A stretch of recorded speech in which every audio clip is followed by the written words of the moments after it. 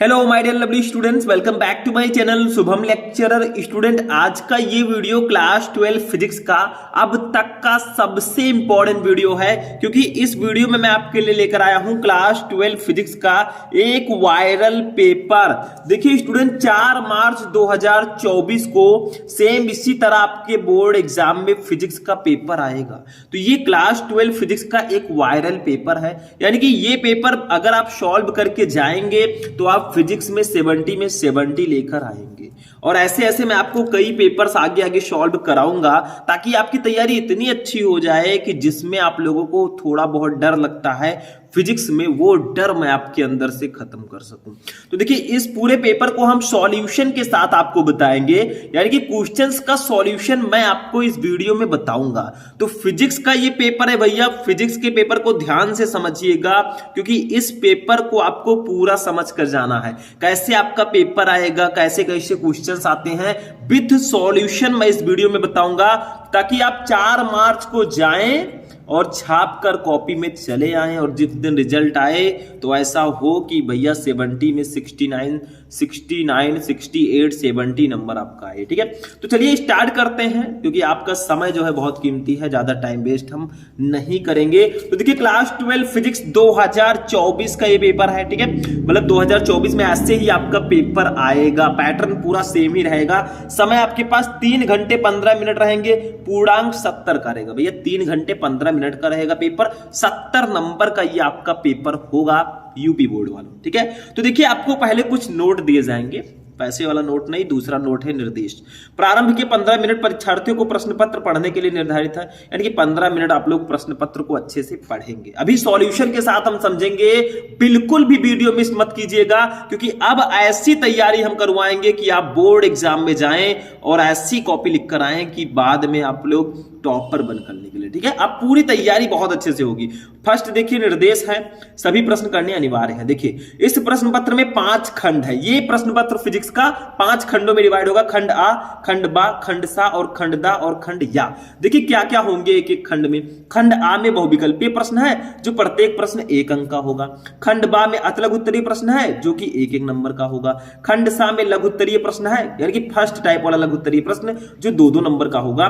खंड दा में भी लघु उत्तरीय प्रश्न है, जो 3-3 नंबर का होगा। मतलब लघु उत्तरीय प्रश्न 2 नंबर के भी आते हैं और 3 नंबर के भी आते हैं, और ज्यादातर लघु उत्तरीय प्रश्न ही आते हैं। अभी पेपर देखने के बाद आपको पता चल जाएगा। उसके बाद में खंड या जो है, ये दीर्घ उत्तरीय प्रश्न है, और प्रत्येक प्रश्न 5 नंबर का होगा। इस खंड के चारों प्रश्नों में आंतरिक विकल्प का भी चयन दिया गया है, मतलब क्वेश्चन रहेगा, उसके नीचे भी एक क्वेश्चन रहेगा, दोनों में से एक ही करना होगा। ऐसे प्रश्नों में आपको दिए गए चयन में से केवल एक ही प्रश्न करना है। और VII जो 8वां है, प्रश्न के प्रयुक्त प्रतीकों के सामान्य अर्थ है। ठीक है, बस हो गया। ये तो आपको कुछ निर्देश थे। आप लोग कहेंगे सर 3 मिनट आपने निर्देश ही पढ़ा, ये जानना जरूरी है, ये समझिए। सबसे पहले खंड आ होगा, बहुविकल्पीय प्रश्न 1-1 नंबर का। ठीक है, देखिए सबसे पहले क्वेश्चन है काखा गघा अंगा चा करके 6 क्वेश्चन आपके ऑब्जेक्टिव रहेंगे। 6 नंबर का आपका ऑब्जेक्टिव क्वेश्चन रहेगा। ठीक है, अभी मैं बताऊंगा क्या क्या कैसे आएगा। देखिए, कहा है विद्युत फ्लक्स का मात्रक है, इनमें से कौन सा विद्युत फ्लक्स का मात्रक है? 4 ऑप्शन आपके पास है, न्यूटन प्रति कूलाम, वोल्ट प्रति मीटर, वोल्ट इंटू मीटर और न्यूटन मीटर प्रति कूलाम। तो भैया वोल्ट मीटर जो होता है, ये विद्युत फ्लक्स का मात्रक होता है। न्यूटन प्रति कूलाम तो आपको पता है विद्युत क्षेत्र की तीव्रता का मात्रक है। ठीक है, तो आप लोग ऐसे समझ लीजिए, समझ में आया। आगे बढ़ते हैं, खा वाला क्वेश्चन। चुंबकीय क्षेत्र बी वेक्टर V में वेग u वेक्टर से गतिमान आवेश के कण पर लगने वाला बल F वेक्टर क्या होगा? ठीक है, कौन सा फॉर्मूला सही होगा? मतलब चुंबकीय क्षेत्र अगर बी वेक्टर हो, वेग यू वेक्टर हो, तो गतिमान आवेश के कण पर लगने वाला बल एफ वेक्टर का फॉर्मूला क्या होगा? फर्स्ट है Q upon u vector cross B vector, second है u vector cross B vector upon Q, third है Q इंटू ब्रैकेट में u vector cross B vector, और फोर्थ है u vector cross q vector cross B vector. तो इसका right answer third वाला होगा भैया। F इक्वल टू होगा Q ब्रैकेट में u vector cross B vector, ये फॉर्मूला राइट होगा। Third option is absolutely right. गा वाला क्वेश्चन देखिए, यदि ई वेक्टर तथा बी वेक्टर वैद्युत चुंबकीय तरंग में के क्रमशः वैद्युत सदिश तथा चुंबकीय सदिश हो, तब विद्युत चुंबकीय तरंग के संचरण की दिशा किसके अनुदिश होती है? ठीक है, तो इसका राइट आंसर होगा फर्स्ट है ई वेक्टर, सेकंड है बी वेक्टर, थर्ड है E vector cross dot B vector, और फोर्थ है E vector cross B vector. तो ये E vector cross B vector के बराबर होगा। अब देखो भैया, बहुत सारे स्टूडेंट कह रहे होंगे अरे सर कैसा पेपर है, देख के ही डर गए हम। डरो मत, आगे अभी बहुत इजी पेपर है। ऐसा नहीं है, सिर्फ आपको लोग डराते हैं कि फिजिक्स का पेपर इतना कठिन आएगा, ऐसा आता है वैसा आता है, कहने वाली बातें हैं। क्योंकि सरकार जो हमारी शिक्षा विभाग है उसको भी पता है कि बच्चे हैं 12th वाले का, ऐसा पेपर इनको देना चाहिए, कहीं ज्यादा तो कहीं कम, मतलब कहीं इजी भी होगा तो कहीं थोड़ा हार्ड भी होगा भाई, ठीक है। हिंदी इंग्लिश तो है नहीं। ऐसे ये क्वेश्चन देखिए, फर्स्ट का था 4 डायोप्टर और -2 डायोप्टर क्षमता के 2 लेंस संपर्क में रखे हैं, संयुक्त लेंस की फोकस दूरी कितनी होगी। तो ऐसे मैं सिंपली तो बताऊंगा नहीं, आपको थोड़ा सॉल्व करके बताता हूं। देखिए आपको 2 क्षमता दी गई है, एक P1 और एक P2, ठीक है। सॉल्व कर देंगे ज्यादा बेटर रहेगा, कुछ चीजें सॉल्व करके बता दूं ताकि आपको सॉल्यूशन में बता रहा हूं। तो देखिए P1 है 4 डायोप्टर, P2 है आपका -2 डायोप्टर, ठीक है, -2 डायोप्टर। अब देखिए आपको सबसे पहले क्या करना है, संयुक्त लेंस की क्षमता निकाल लेनी है। तो संयुक्त लेंस की क्षमता P = होगा P1 + P2, ये आपका हो गया। दोनों को जोड़ दीजिए, P1 है 4, P2 क्या है -2 है, तो इसको ब्रैकेट में लिखेंगे। अब देखो इसको इतना तो जानते ही हो कैसे इसको सॉल्व करना है। P = आपका होगा, देखिए 4 है प्लस माइनस माइनस होगा, -2 हो जाएगा, तो P = हमारा हो जाएगा 4 में से 2 जाएगा तो 2 डायोप्टर आएगा। तो ये तो संयुक्त लेंस की क्षमता आ गई 2 डायोप्टर। अब भैया आपको फोकस दूरी बतानी है, तो हमें पता है कि फोकस दूरी जो होता है वो क्षमता के व्युत्क्रमानुपाती होता है, यानी कि P = 1/f होता है। ये फॉर्मूला पता होगा आपको, P = 1/f।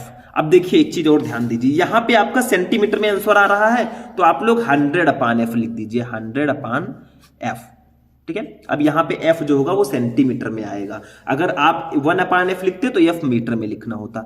ये फॉर्मूला है, तो P = ये फॉर्मूला है भैया, P = 1/f मीटर में या P = 100/f सेंटीमीटर में, ठीक। तो 100, अब देखिए आपको निकालना क्या है, f निकालना, तो f को इधर ले जाएंगे, p को इधर लाएंगे, ठीक है। तो यहां पे इसके जगह पर f हो जाएगा, इसको f कर देते हैं, ठीक, समझ में आ रहा है।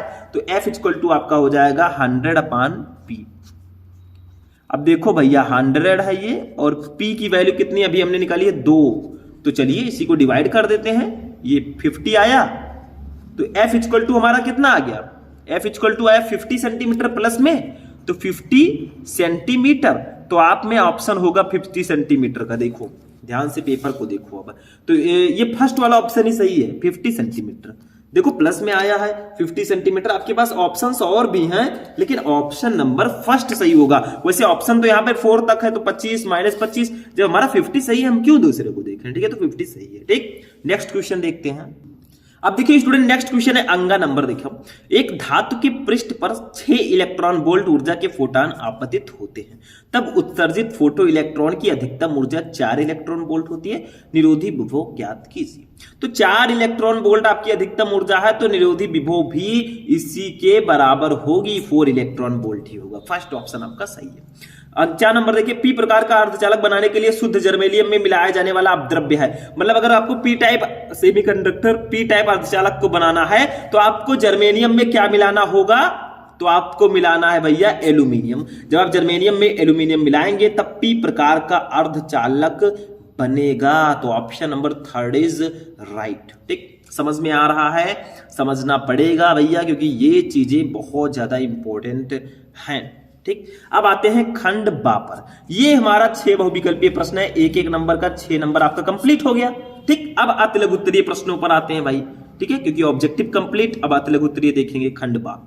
दूसरे का क्या है, विशिष्ट चालकता के लिए सूत्र एवं मात्रक लिखिए। विशिष्ट चालकता क्या होता है, ठीक है, सिंपली मैं बता देता हूं, सिर्फ आपको फॉर्मूला लिखना है, ज्यादा मत लिखिएगा, डेफिनेशन आपसे नहीं पूछा जा रहा है, मत लिखिए। एक नंबर में क्या, एक नंबर में इतना ही मिलेगा रे बाबा, ठीक है। तो यहाँ पे विशिष्ट चालकता को हम सिग्मा से डिनोट करते हैं, सिग्मा = होता है 1/ρ। ये हमने फॉर्मूला लिख दिया, बस इतना लिख देना है। अब मात्रक आपको लिखना है, तो आप क्या कीजिए, अगर आपको डायरेक्टली मात्रक पता है तो ऐसे मात्रक हेडिंग डाल के, मात्रक हेडिंग डाल के लिख दीजिए ohm inverse, ohm inverse metre inverse, या ओम इनवर्स सेंटीमीटर इनवर्स, या अभी मैं बताऊंगा कहां से आया, टेंशन मत लो, लेकिन आपको लिखना ऐसे ही जो मैं बता रहा हूं, ओम इनवर्स सेंटीमीटर इनवर्स। ठीक है, इतना आपको लिखना है। ये मात्रक, बस यही चीज इतना ही आपको लिखना है। एक नंबर में इतना ही मिलेगा, मतलब ज्यादा मत लिखिए क्योंकि पूरा पेपर आपको सॉल्व करना है। ठीक है, अब ये आया कैसे, देखो इसका मात्रक कैसे आया। देखिए ये जो रो है भैया, इसका मात्रक क्या होता है, रो इक्वल टू हमारा होता है, रो क्या है, विशिष्ट प्रतिरोध है। विशिष्ट प्रतिरोध के व्युत्क्रम को विशिष्ट चालकता कहते हैं। ये रो है विशिष्ट प्रतिरोध, रो इक्वल टू होता है RA/L, ये होता है इसका मात्रक निकालो। आर क्या है, प्रतिरोध, प्रतिरोध का मात्रक ओम। ठीक है, ए क्या है, एरिया, एरिया का मात्रक होता है मीटर स्क्वायर। ठीक, अपान, अब देखिए एल क्या है, लंबाई, इसका मात्रक मीटर हो गया। ठीक, ओ सॉरी मीटर लिखिए, मीटर, फिर से मैं लिख देता हूं मीटर। ठीक है, अब देखो ये 2 मीटर है, ये 1 है, कट गया, बचा क्या, ओम मीटर बचा कि नहीं बचा। यानी कि रो का जो मात्रक आया, रो का मात्रक, ठीक है, ये कितना आया भैया, ये आया ओम मीटर, ओम मीटर। तो आप ही सोचिए, दिमाग लगाइए थोड़ा सा, सिग्मा इक्वल टू 1/रो होता है। अब रो के जगह पर अगर हम ओम मीटर रख दें, चलो मैं बता देता हूं, थोड़ा सा डिस्क्राइब कर देता हूं। तो सिग्मा इक्वल टू हमारा है 1/रो। अब रो के जगह पर हमने रख दिया मात्रक ओम मीटर, ओम मीटर। ठीक है, तो ओम के ऊपर एक छिपा है, मीटर के ऊपर भी एक छिपा है भैया। जब इसको ऊपर ले जाएंगे तो सिग्मा का मात्रक क्या आ जाएगा, देखो ओम मीटर है, इसको ऊपर ले जाओ तो ओम इनवर्स मीटर इनवर्स होगा कि नहीं होगा। ओम इनवर्स मात्रक मैं बता रहा हूं, ohm inverse metre inverse, metre inverse. तो आपको प्रूफ करने की वहां जरूरत नहीं पड़ेगी, ये तो मैंने आपको समझाने के लिए, क्योंकि जब तक आपके समझ में नहीं आएगा मेरे बताने का कोई बेनिफिट ही नहीं है। तो ये आपका हो जाएगा मात्रक। ठीक है, तो आपको इतना ही लिखना है, सिग्मा इक्वल टू 1/रो, ये लिख दीजिएगा कि रो है विशिष्ट प्रतिरोध, रो इक्वल टू विशिष्ट प्रतिरोध, फिर मात्रक लिखकर ओम इनवर्स मीटर इनवर्स या ओम इनवर्स सेंटीमीटर इनवर्स लिख दीजिएगा। बस ये आपको सॉल्व करने की जरूरत नहीं है, ये मैंने अपनी तरफ से बताया। ठीक है, ताकि आपको समझ में आ सके। ठीक, इतना समझ में आ गया। नेक्स्ट क्वेश्चन देखो भैया, नेक्स्ट क्वेश्चन हमारा है खा वाला, 1 नंबर कंप्लीट। 2 सीधे समांतर अनंत लंबाई के धारावाही चालकों के प्रति एकांक लंबाई पर लगने वाले बल का व्यंजक लिखिए। भैया ये आपने पढ़ा होगा गतिमान आवेश एवं चुंबकत्व चैप्टर में। मतलब 2 सीधे समांतर अनंत लंबाई के धारावाही चालक के प्रति एकांक लंबाई पर लगने वाले बल का व्यंजक, सिर्फ फॉर्मूला लिखना है, लिख देते हैं। हमने तो आपको पहले भी बताया था ये फॉर्मूला। देखिए समांतर धारावाही चालकों पर लगने वाले बल का फॉर्मूला होता है F/L equal to μ0/2π into I1 into I2/R। ठीक है, न्यूटन प्रति मीटर, यहां पे लिख दीजिएगा, लिख सकते हैं। F देखिए बल है, न्यूटन प्रति मीटर।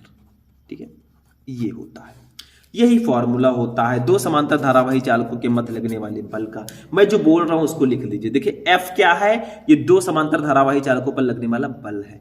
L क्या है, ये लंबाई है भैया चालक की। ठीक है, μ0 है निर्वात की विद्युत चुंबकशीलता, और पाई तो आपको पता ही है। I1 I2 है दोनों चालकों में बहने वाली धाराएं। देखिए 2 समांतर धारावाही चालक है, एक ये है और एक ये है, दोनों समांतर हैं। ठीक है, इसमें I1 धारा बह रही है, इसमें I2 धारा बह रही है, दोनों के बीच की दूरी R है। ठीक है, आपको इस चालक की प्रति एकांक लंबाई L है, यही निकालना है। मैंने लिख दिया फॉर्मूला, ये 2 समांतर धारावाही चालक। तो I1 I2 जो है चालकों में बहने वाली धाराएं हैं, लिख दीजिएगा I1 I2 चालकों में प्रवाहित धारा है, और R क्या है, चालकों के बीच की दूरी। बस यही फॉर्मूला आपको लिखना है। क्या लिखा गया है कि 2 सीधे समांतर धारावाही अनंत लंबाई के धारावाही चालकों के प्रति एकांक लंबाई पर लगने वाले बल का व्यंजक, सिर्फ आपको फॉर्मूला लिखना है, लिख दो, काम खत्म। गा वाला देखिए, 10 ओम प्रतिरोध तथा 10 हेनरी प्रेरकत्व की एक कुंडली 50 वोल्ट बैटरी से जोड़ी गई है। कुंडली में संचित ऊर्जा का मान ज्ञात कीजिए। देखिए भैया थोड़ा सा इसको भी बता देते हैं हम। प्रतिरोध कितना है, R इक्वल टू आपका है 10 ओम। ठीक है, कितना है, ये है 10 ओम, ऐसे लिख देते हैं हम लोग। उसके बाद में देखो भैया, इसमें ये 10 हेनरी क्या है, ये प्रेरकत्व है। प्रेरकत्व को हम लोग किससे डिनोट करते हैं, L से। ये हमें दिया गया है 10 हेनरी, 10 हेनरी। ठीक है, उसके बाद में विभव भी हमें दिया गया है भाई, ये विद्युत वाहक बल है। देखिए बैटरी के से जोड़ी गई है, ये विद्युत वाहक बल है E। ये हमें दिया गया है 50 वोल्ट। कितना दिया गया है, ये 50 वोल्ट। इतना समझ में आया। आपको निकालना क्या है, संचित ऊर्जा U का मान निकालना है, निकाल देंगे हम। इसका एक फॉर्मूला होता है, ये ध्यान में रखिएगा फॉर्मूला। देखिए मैं थोड़ा नीचे बताऊंगा इसका फॉर्मूला, अभी ऊपर थोड़ा सा और हमें प्रूफ करना है। U इक्वल टू होता है हमारा 1/2 L इंटू आई स्क्वायर, ये फॉर्मूला होता है अगर आपको निकालना है स्थितिज ऊर्जा। ठीक है, तो आप कहेंगे सर जी यल तो पता है 10 हेनरी है, ये आई कहां से निकाले? तो देखिए आई इक्वल टू आप निकाल सकते हैं कैसे, आई इक्वल टू V/R वैसे तो होता है ओम के नियम से, लेकिन यहाँ पे E है तो E/RV होता है।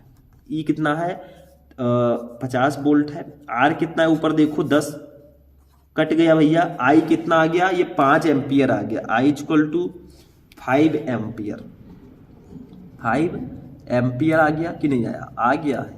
ठीक है 5 एम्पियर आया। अब I के जगह पर हम 5 रख देंगे, हमने निकाला, हमने किया है। ठीक है, तो U इक्वल टू हमारा हो जाएगा, अब U यहां से निकाल लेंगे 1/2, L की हमें वैल्यू पता है 10 हेनरी है, 10 लिख देंगे यहाँ पे, I की वैल्यू कितनी है 5 है, इसका स्क्वायर कर देंगे भैया। ठीक ऐसे करेंगे, ये 2 को कट करेंगे, ये 5 आएगा। ठीक है, तो U इक्वल टू हमारा आ जाएगा, U इक्वल टू देखो ये 5 है और 5 का स्क्वायर करेंगे 25 हो जाएगा, और U इक्वल टू कितना आएगा, 5 का 25 से गुणा करिए 125, कितना आया 125 जूल, और यही हमारा आंसर हो जाएगा। बस हो गया, एक नंबर में इतना मेहनत करना पड़ा, कुछ नहीं है, कर दीजिएगा। नेक्स्ट क्वेश्चन देखिए, घा वाला क्या है, तो सबको पता है इसका आंसर बताओ। क्रांतिक कोण की परिभाषा लिखिए, क्रांतिक कोण क्या होता है तो लिख लीजिए, सघन माध्यम में बना हुआ आपतन कोण जिसके लिए विरल माध्यम में अपवर्तन कोण 90 डिग्री हो, क्रांतिक कोण कहलाता है। बस हो गया, यही एक लाइन 2 लाइन आपको एक नंबर दिला देगी, सिंपल सा है। ठीक है, एक और क्वेश्चन इसको भी देख लेते हैं भाई। ठीक है, अगर आप लोग कहेंगे तो पूरा पेपर मैं सॉल्व करवा दूंगा। ठीक है, देखिए अंगा नंबर क्वेश्चन है, हाइड्रोजन की प्रथम बोर कक्ष की त्रिज्या 0.53 एंगस्ट्रॉम है, तृतीय बोर कक्ष की त्रिज्या ज्ञात कीजिए। मतलब हाइड्रोजन की प्रथम बोर कक्ष की त्रिज्या, प्रथम कक्ष की त्रिज्या 0.53 एंगस्ट्रॉम है, तृतीय बोर कक्ष की त्रिज्या ज्ञात कीजिए। थोड़ा सा मैं बता देता हूं, ये वाला न्यूमेरिकल देखो, हमें n इक्वल टू 1 के लिए, मतलब n क्या है, ये कक्ष की संख्या है, तो प्रथम कक्ष के लिए पहले हमने निकाला n इक्वल टू 1 के लिए, अभी हम 3 के लिए निकालेंगे क्योंकि हमें 3 के लिए मेनली निकालना। तो देखिए इसका फॉर्मूला होता है, देखिए n इक्वल टू 1 के लिए हमें दिया गया है प्रथम कक्ष की त्रिज्या 0.53 एंगस्ट्रॉम, तो ऊपर लिखेंगे r त्रिज्या जो दी गई है वो कितना दिया गया है 0.53 एंगस्ट्रॉम। अब देखो भैया इसका एक फॉर्मूला होता है R equal to K into N square, K into N square, यहाँ पे K जो है एक नियतांक है। ठीक है, K एक नियतांक है, तो हम क्या करेंगे देखो ध्यान से समझना, R इक्वल टू ठीक K तो आपका ऐसे ही रहेगा। अब देखो n क्या है, ये कक्ष की संख्या है, प्रथम कक्ष के लिए है तो 1 लिखिए, द्वितीय कक्ष के लिए 2 लिखेंगे, तो 1 इसके जगह पर रखेंगे, 1 का स्क्वायर कर देंगे।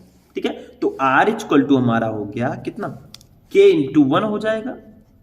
ठीक, तो R इक्वल टू हमारा हो जाएगा K, R इक्वल टू किसके बराबर होगा, पहले कक्ष के लिए K, यानी कि K इक्वल टू R के बराबर होगा, पहले कक्ष के लिए K इक्वल टू R के बराबर होता है। ठीक है, ये आपका आ गया, लेकिन भैया हमें निकालना क्या है, देखो मैं साइड में कर देता हूं, देखो हमें निकालना क्या है, यहां पे देखिए ध्यान से, तृतीय बोर कक्ष की त्रिज्या आपको निकालनी है, तो यहां पे क्या करेंगे, n इक्वल टू 3 के लिए निकाल लेंगे, ऐसे n इक्वल टू 3 के लिए। ठीक है, n इक्वल टू 3 के लिए, तो R तो आपका उतना ही है 0.53, यानी कि हम जो है यहां पे तृतीय कक्ष की त्रिज्या निकालें तो R3 कर देंगे, तो R3 इक्वल टू फॉर्मूला वही होगा K इंटू एन स्क्वायर, ये फॉर्मूला होगा। ठीक है, ये आपका हो गया। ठीक, अब देखो R3 यहां से हम निकाल लेंगे, तीसरे कक्ष के लिए त्रिज्या, K की वैल्यू कितनी है, यहां से आप लोग देखिए K की वैल्यू कितनी है, यहां पे K किसके बराबर है, देखो K R के बराबर है, R हमें 0.53 दिया गया है। ठीक है, तो अगर K R के बराबर है तो यानी कि K इक्वल टू कितना है, R कितना है, देखो 0.53 ऊपर दिया गया, तो ये 0.53 एंगस्ट्रॉम के बराबर होगा। ठीक है, तो इसके जगह पर आप हम लोग रख देंगे, एंगस्ट्रॉम कर दीजिएगा यहाँ पे। ठीक है, ध्यान रखिएगा, तो K के जगह पर रख देंगे 0.53 एंगस्ट्रॉम इंटू n की वैल्यू है 3, क्योंकि हम तीसरी कक्षा के लिए निकालें तो n की वैल्यू 3, इसका स्क्वायर कर देंगे। ठीक है, तो R3 इक्वल टू हमारा हो जाएगा, देखो 0.53 इंटू 3 का स्क्वायर करेंगे 9 आएगा, आएगा कि नहीं आएगा, आएगा। ठीक है, तो R3 इक्वल टू हमारा हो जाएगा, इसका जब हम मल्टीप्लाई करेंगे तो ये कितना आएगा 4.77 एंगस्ट्रॉम, ये लगभग इतना आएगा। तो तीसरे कक्ष की जो त्रिज्या आएगी, ठीक है, वो इतना आ जाएगा। ठीक है, क्योंकि हमें एंगस्ट्रॉम में त्रिज्या दी गई थी तो आंसर इसका एंगस्ट्रॉम में ही आएगा। मीटर में दिया जाता तो मीटर में आता, बस ऐसे ही निकालना है। ठीक है, अब देखिए इसमें अच्छा वाला क्वेश्चन, इलेक्ट्रॉन सूक्ष्मदर्शी के त्वरक के विभव का मान ज्ञात कीजिए जबकि इलेक्ट्रॉन का तरंगदैर्घ्य 1 एंगस्ट्रॉम है। ठीक है, तो इसको एक फॉर्मूले की सहायता से आप लोग निकाल सकते हैं, मैं बता देता हूं, उसी से आप लोग निकाल लीजिएगा। ठीक है, इसका फॉर्मूला होता है लैम्डा इक्वल टू, ठीक है, 12.27 अपान अंडर रूट वी। ठीक है, यहीं से आप लोग निकाल लीजिएगा।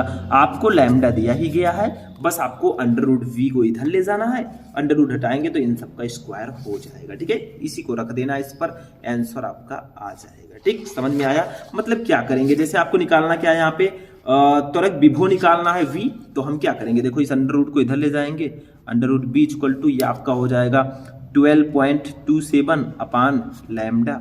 ठीक है, लैम्डा की वैल्यू हमें दी ही गई है, देखिए कितना दिया गया है 1 एंगस्ट्रॉम। ठीक है, तो लिखेंगे यहाँ पे under root V equal to, देखिए 1 एंगस्ट्रॉम दिया गया है। ठीक है, वैल्यू लैम्डा की। ठीक है, तो लैम्डा इक्वल टू एंगस्ट्रॉम को मीटर में बदलेंगे तो 10 की पावर -10 से गुणा होगा, तो ये 10 की पावर -10 मीटर होगा, तो 12.27 अपान ये 10 की पावर -10 हो जाएगा। ठीक है, बस अब इस अंडर रूट को हटाएंगे, इधर स्क्वायर लगेगा, अब इसको आप लोग सॉल्व कर सकते हैं। ठीक है, यहीं से कर लीजिएगा कैलकुलेशन, आपका आंसर आ जाएगा। ऐसे खंड सा में हमारा 2-2 नंबर का जो लघु उत्तरीय प्रश्न है वो रहेगा। देखिए तीसरे का 6 ओम के मोटे तार को खींचकर इसकी लंबाई 2 गुनी कर दी जाती है, तार के नए प्रतिरोध की गणना कीजिए। ये तो बहुत इजी है, मैंने आपको बताया था, एक बार थोड़ा सा बता देता हूं। देखिए पुराना प्रतिरोध हमारा कितना है 6 ओम, मतलब 6 ओम के तार को हम खींच रहे हैं 6 ओम। ठीक है, अब नया प्रतिरोध अगर आपको निकालना है, नया प्रतिरोध, तो क्या करेंगे भैया, देखिए नए प्रतिरोध को हम मान लेते हैं R डैश। ठीक है, तो ये किसके बराबर होगा, ये पुराने प्रतिरोध इंटू आप कितना गुना कर रहे हैं, देखिए गुना, कितना गुना आप लोग कर रहे हैं, देखो यहां पे आप लोग कर रहे हैं 2 गुना, तो R इंटू एन स्क्वायर इसका फॉर्मूला होता है, कितना R इंटू एन स्क्वायर। अब देखिए n क्या है, आप कितना गुना कर रहे हैं 2 गुना, तो n के जगह पर हम 2 रख देंगे। ठीक, तो ये पुराना प्रतिरोध हमारा 6 है, इंटू n के जगह पर 2 रख दिया, 2 का स्क्वायर कर देंगे तो देखिए 6 गुणे 2 का स्क्वायर करेंगे 4, तो हमारा R डैश जो निकल कर आएगा वो कितना आएगा, 6 का 4 से गुणा करेंगे ये 24 ओम आएगा। बस यही हो जाएगा। देखो ये फॉर्मूला याद रखिएगा, R dash equal to R into N square, जितना गुना कर रहे हैं उसकी जगह पर n कर देंगे। पुराना प्रतिरोध 6 ओम था, नया प्रतिरोध हमने निकाल लिया, बस हो गया। ठीक, अब हम इतना सॉल्यूशन हमने कर दिया है, आगे का सॉल्यूशन मैं इसमें नहीं कराने वाला, मैं आगे आप लोग कमेंट करेंगे तो पूरे पेपर का मैं सॉल्यूशन करा दूंगा। ठीक है, बाकी कुछ है नहीं इसमें। देखिए किसी प्रिज्म के अल्पतम विचलन कोण 30 डिग्री है, प्रिज्म के प्रथम अपवर्तक पृष्ठ पर अपवर्तन कोण 30 डिग्री है, प्रिज्म के पदार्थ का अपवर्तनांक ज्ञात कीजिए। मतलब आपको डेल एम दिया गया 30 डिग्री, ए दिया गया 30 डिग्री, प्रिज्म के पदार्थ का अपवर्तनांक ज्ञात कीजिए। वही फॉर्मूला, ये किरण प्रकाश की चैप्टर का क्वेश्चन है, फॉर्मूला इसमें लगेगा n इक्वल टू, मैं यहां पे थोड़ा सा बता देता हूं फॉर्मूला आपको, उसी फॉर्मूले पर ये आपका न्यूमेरिकल लगेगा। देखिए n equal to sine a plus del M by 2 upon sine a by 2, यही फॉर्मूला लगता है भैया। ठीक है, समझ में आ गया। यहाँ पे a/2 जो होगा वो r के बराबर होगा, r equal to a/2 sine r रख देंगे, बाकी वैल्यू रख देंगे, आंसर आ जाएगा। देखिए परमाणु द्रव्यमान मात्रक की परिभाषा लिखिए, इसका मान किलोग्राम तथा MEB में व्यक्त कीजिए। कुछ नहीं है इसमें भी भैया, मतलब कुछ भी इसमें नहीं है। ठीक है, आप लोग मैं बता देता हूं, लिख लीजिएगा थोड़ा सा। ठीक है, जो मैं बता रहा हूं उसको। ठीक है, तो आप लोग जैसे देखिए इसमें पूछा गया परमाणु द्रव्यमान मात्रक AMU, एटॉमिक मास यूनिट की परिभाषा लिखिए। तो मैं परिभाषा बोल रहा हूं, आप लिख लीजिए। AMU क्या होता है, कार्बन के परमाणु के द्रव्यमान के 12वें भाग को 1 AMU कहते हैं। मतलब कार्बन का परमाणु जो होता है उसके द्रव्यमान के 12वें भाग को 1 AMU कहते हैं। और 1 AMU इक्वल टू क्या पूछा गया है कि इसका मान किलोग्राम तथा MEB में व्यक्त कीजिए। तो देखिए 1 AMU, इसको पहले किलोग्राम में मैं लिख देता हूं। ठीक है, इसका मान होगा 1.66 गुणे 10 की पावर -27 kg, ये किलोग्राम में हो गया। अब इसका मान हमें AMU में भी व्यक्त करना है। एक AMU मतलब इसका मान हमें MEB मेगा इलेक्ट्रॉन वोल्ट में भी व्यक्त करना है। तो एक AMU इक्वल टू 931 MEB होता है, मेगा इलेक्ट्रॉन वोल्ट। ठीक, बस हो गया, यही है, इसमें कुछ नहीं है। परिभाषा आप लिखिए जो मैंने बोला कि कार्बन के परमाणु के द्रव्यमान के बढ़ावे भाग को एक AMU कहते हैं। इसका किलोग्राम में मान होगा 1.66 गुणे 10 की पावर -27 kg और एक AMU इक्वल टू 931 MEB होगा, मेगा इलेक्ट्रॉन वोल्ट। बस हो गया। ठीक, ऐसे देखिए घा वाला संलग्न चित्र में प्रदर्शित अमीटर A1 तथा A2 से नापी गई वैद्युत धाराएं क्या है यदि उनके प्रतिरोध नगण्य है तथा PN संधि डायोड आदर्श हो। ठीक है, तो इसमें बहने वाली धारा क्या होगी। ठीक है, ये क्वेश्चन भी काफी ज्यादा इंपॉर्टेंट है, मतलब आपके बोर्ड एग्जाम की दृष्टि से। ठीक है, आगे बढ़ते हैं नेक्स्ट क्वेश्चन। मतलब जितने भी क्वेश्चन इसमें है सारे आप सॉल्व करेंगे, जो नहीं सॉल्व कर पाएंगे वो मुझे बताएंगे, मैं उनका पूरा हेल्प करूंगा। खंड दाब पर आते हैं। देखिए अब 3-3 नंबर के लघुत्तरीय प्रश्न आएंगे। ठीक है, लघुत्तरीय प्रश्न काफी आते हैं। देखिए चौथे का विभव प्रवणता से क्या तात्पर्य है, विभव प्रवणता एवं विद्युत क्षेत्र की तीव्रता के मध्य संबंध स्थापित कीजिए। खा है कि अपवाह वेग की परिभाषा लिखिए, अपवाह वेग एवं विद्युत धारा में संबंध स्थापित कीजिए। अपवाह वेग और विद्युत धारा में क्या संबंध होता है, जैसे J इक्वल टू NEAVD होता है तो I इक्वल टू NEVD होगा, यही आपको डिफरेंस बताना है। यहाँ पे N है नंबर ऑफ इलेक्ट्रॉन्स, E है इलेक्ट्रॉन पर चार्ज, VD है अपवाह वेग, I है धारा। गा देखिए एक प्रोटॉन, ये सब मैं पढ़ा चुका हूं सिलेबस में। ठीक है, एक प्रोटॉन एक न्यूट्रॉन तथा एक अल्फा कण समान विभवांतर से त्वरित होकर एक समान चुंबकीय क्षेत्र के लंबवत प्रवेश करता है। इनकी गतिज ऊर्जाओं की तुलना कीजिए। यदि प्रोटॉन के वृत्ताकार मार्ग की त्रिज्या 10 सेंटीमीटर हो तो न्यूट्रॉन तथा अल्फा कण के मार्गों की त्रिज्या क्या होगी। 3 नंबर। घा देखिए फैराडे के विद्युत चुंबकीय प्रेरण संबंधी नियम लिखिए। मैंने बताया था विद्युत चुंबकीय प्रेरण का नियम बहुत इंपॉर्टेंट है, इसमें से इस पेपर में से बहुत सारे क्वेश्चन उठाए जा सकते हैं आपके एग्जाम में, तो इसको सॉल्व कर लीजिएगा, सॉल्व करके जाइएगा। नहीं सॉल्व कर पाते हमें बताइएगा। इस वीडियो को आप लोग लाइक करेंगे, चैनल को सब्सक्राइब करेंगे, हम इसको पूरा सॉल्यूशन भी आपको देंगे, लेकिन आपका सपोर्ट मिलना चाहिए। ठीक है, अंगा नंबर किसी पर्दे को बिंब से 90 सेंटीमीटर दूरी पर रखा गया है। पर्दे पर किसी उत्तल लेंस द्वारा उसे एक दूसरे से 20 सेंटीमीटर दूर स्थितियों पर रखकर 2 प्रतिबिंब बनाए जाते हैं। लेंस की फोकस दूरी ज्ञात कीजिए। मतलब काखा गघा अंगा करके 5 क्वेश्चन रहेंगे 3-3 नंबर के। ये 3 नंबर वाले लघुत्तरीय प्रश्न होंगे, 15 नंबर का आएगा। ठीक है, अब 5वां क्वेश्चन जो है ये भी लघुत्तरीय प्रश्न होगा। कितना ज्यादा लघुत्तरीय प्रश्न आता है आप खुद ही अंदाजा लगा सकते हैं। 15 नंबर का ये, 15 नंबर का अभी मैं बताने जा रहा हूं 30 नंबर, और इससे पहले हमने 2-2 नंबर के 4 क्वेश्चन देखिए। 8 नंबर, 38 नंबर के सिर्फ लघुत्तरीय प्रश्न होंगे। 70 में से 38 नंबर के लघुत्तरीय प्रश्न ही होंगे, आधे से ज्यादा। तो आप लघुत्तरीय प्रश्नों पर विशेष ध्यान दीजिए। 5वें का कहा है चुंबकत्व के परमाणु मॉडल की व्याख्या कीजिए। ये हमारे चुंबकत्व एवं द्रव्य चैप्टर का इकलौता सबसे ज्यादा इंपॉर्टेंट टॉपिक है। खा देखिए किसी प्रत्यावर्ती परिपथ में LC तथा R श्रेणी क्रम में जुड़े हैं। इस परिपथ का आरेख बनाइए। परिपथ की प्रतिबाधा एवं अनुनादी आवृत्ति के लिए सूत्र लिखिए। यदि परिपथ में लगा प्रत्यावर्ती विभव 300 वोल्ट हो, प्रेरण प्रतिघात 50 ओम, धारतीय प्रतिघात 50 ओम तथा ओमीय प्रतिरोध 10 ओम हो तो परिपथ की प्रतिबाधा तथा LCR के सिरों पर विभवांतर ज्ञात कीजिए। नहीं पता तो अथवा लगा रहेगा इसमें। एक ऊंचाई ट्रांसफार्मर की प्राथमिक तथा द्वितीयक कुंडली में फेरों की संख्या क्रमशः 100 तथा 400 फेरे हैं। यदि प्राथमिक कुंडली में 120 वोल्ट AC लगाया जाए तो ज्ञात कीजिए परिणामत अनुपात द्वितीयक कुंडलियों में उत्पन्न वोल्टेज। 3 नंबर का, मतलब दोनों में से जो आपको पता है कर सकते हैं। गा देखिए मैक्सवेल के विद्युत चुंबकीय तरंग सिद्धांत की व्याख्या कीजिए। ये विद्युत चुंबकीय तरंगे चैप्टर का क्वेश्चन है। घा देखिए तरंगों के संपोषी तथा विनाशी व्यतिकरण के लिए आवश्यक शर्त लिखिए। तरंग प्रकाश की चैप्टर का क्वेश्चन मैंने आपको पहले बता दिया है। आप सर्च करेंगे तरंग प्रकाश की इंपॉर्टेंट लघुत्तरीय प्रश्न, आपको ये क्वेश्चन इस क्वेश्चन का आंसर मिल जाएगा। इसके नीचे प्रकाश विद्युत प्रभाव के नियम लिखिए। मैंने बता दिया है प्रकाश विद्युत प्रभाव क्या होता है। ठीक है, तो इसके नियम भी मैंने बताए हैं, तो आप लोग सर्च कीजिए। मैंने बताया था जब कोई आपतित प्रकाश किसी धातु की सतह पर गिरता है तो उससे प्रकाश इलेक्ट्रॉनों का उत्सर्जन होने लगता है। इस प्रक्रिया को हम प्रकाश विद्युत प्रभाव या प्रकाश विद्युत उत्सर्जन कहते हैं। उसके कुछ नियम हैं, वो भी मैंने आपको बता दिए। नहीं पढ़ रहे हैं, गलती आपकी है, इसमें मैं कुछ नहीं कर सकता। ठीक है, आगे भी मैंने बताया था। 6 नंबर क्वेश्चन देखिए। अब हमारा यहां से खंड या स्टार्ट होता है भैया। ठीक है, कौन सा विस्तृत उत्तरीय प्रश्न वाला खंड या। देखिए ये लिखा है नीचे खंड या। ठीक है, तो इसको देखते हैं। इसमें आपको हर एक क्वेश्चन में 20 नंबर का ये आएगा, लेकिन हर एक क्वेश्चन में आपको ऑप्शन मिलेंगे। जैसे ये नहीं पता तो ये कीजिए। देखिए, स्थिर विद्युत का गॉस का प्रमेय लिखिए। इसकी सहायता से एक समान रूप से आवेशित अनंत लंबाई के सीधे तार के निकट वैद्युत क्षेत्र की तीव्रता के लिए व्यंजक प्राप्त कीजिए। मैंने बताया फर्स्ट चैप्टर के जो डेरिवेशन है कर लीजिएगा भैया, 5-10 नंबर क्लियर है। गॉस का प्रमेय और अच्छी स्थिति पर विद्युत क्षेत्र की तीव्रता, निरक्षीय स्थिति पर तीव्रता, ये 5 नंबर आपको दिलाकर रहेंगे। नहीं पता तो अथवा लगा है। किसी समांतर प्लेट संधारित्र की धारिता का व्यंजक प्राप्त कीजिए जबकि दोनों प्लेटों के बीच परावैद्युत पदार्थ भरा हो, 5 नंबर। ये दूसरे चैप्टर स्थिर विद्युत धारिता, विभव तथा धारिता का क्वेश्चन है। दोनों में से जो आपको पता है कर सकते हैं, इजी है।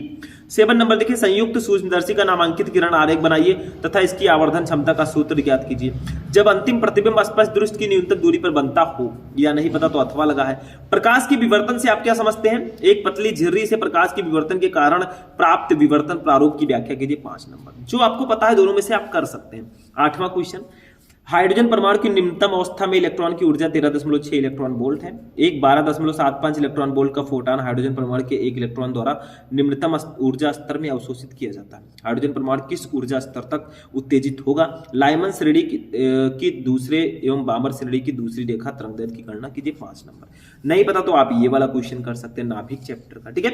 फिर इसमें 9 नंबर क्वेश्चन है, पीएन संधि डायोड के लिए अग्रदिशिक तथा पश्चदिशिक अवस्था में परिपथ आरेख खींचिए। 2 अवस्थाओं हेतु प्राप्त अभिलक्षणों वक्रों को समझाइए। नहीं पता तो अथवा लगाए। पीएन संधि डायोड मतलब हमारे अर्धचालक चैप्टर से क्वेश्चन विस्तृत उत्तरीय में आना ही आना है, तो उसको कर लीजिएगा चैप्टर के जो विस्तृत उत्तरीय प्रश्न है, ठीक है। तो यही आपका पूरा पेपर है हमारे फिजिक्स का। देखिए, मैंने आपको कुछ क्वेश्चंस के, ज्यादातर क्वेश्चंस के आंसर भी बताए जो विस्तृत उत्तरीय लघु उत्तरीय हैं। अगर आप लोग कमेंट करेंगे तो इनका पूरा आंसर मैं इस पूरे पेपर का सॉल्यूशन लेकर आऊंगा। बस आप लोग धैर्य रखिए थोड़ा सा, ठीक है। तो देखिए, मैंने इस वीडियो में आपको बताया कि हमारे इसमें जो पेपर है वो 4-5 सेक्शन में डिवाइड्स होगा। जो सेक्शन मैंने बताया, बहुविकल्पीय 6 नंबर, अति लघु उत्तरीय 6 नंबर, लघु उत्तरीय हमारा टोटल 38 नंबर का रहेगा और विस्तृत उत्तरीय 20 नंबर। टोटल जोड़ लीजिए कितना हुआ, 38 यानी कि 58 और 6 64 और 6 70 नंबर का ये पेपर रहेगा। इससे ये निष्कर्ष निकलता है, अदालत इस नतीजे पर पहुंचती है कि जो आपका लघु उत्तरीय प्रश्न है वो सबसे ज्यादा नंबर का आएगा, 38 नंबर का। तो इस पर विशेष ध्यान दीजिएगा। बहुविकल्पीय, अति लघु उत्तरीय मिलाकर सिर्फ 12 नंबर के आते हैं, तो इसको उतना ही पढ़िएगा जितना चल सके, जितना आ सके आपके एग्जाम में। बहुत ज्यादा मात्रा में पढ़ने की जरूरत नहीं है, लेकिन पढ़िए, ज्यादा बेटर रहेगा। बाकी लघु उत्तरीय प्रश्न आपको ज्यादा ध्यान देना है। विस्तृत उत्तरीय भी 20 नंबर का आता है। तो ये था पूरा पेपर। इस तरह से आपके फिजिक्स का पूरा पेपर इस बार आने वाला है, ठीक है। मैंने पूरा पेपर समझाया है, कुछ क्वेश्चंस के आंसर भी दिए। तैयारी लगातार चल रही है, आप लोग बस तैयारी करते रहे। तो आज का ये वीडियो यहीं पर फिनिश होगा। बहुत इंपॉर्टेंट वीडियो था। मिलते हैं नेक्स्ट वीडियो में नेक्स्ट टॉपिक के साथ। तब तक के लिए जय हिंद।